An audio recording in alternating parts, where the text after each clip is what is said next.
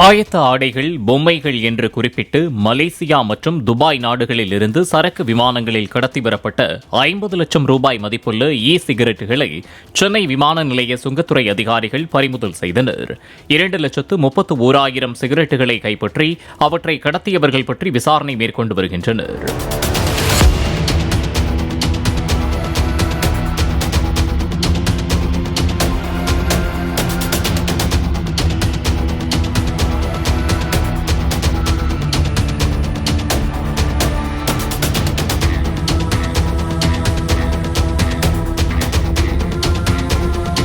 Play store மற்றும் app ஸ்டோரில் இருந்து பாலிமர் செயலியை QR கோடு மூலம் பதிவிறக்கம் செய்யுங்கள்.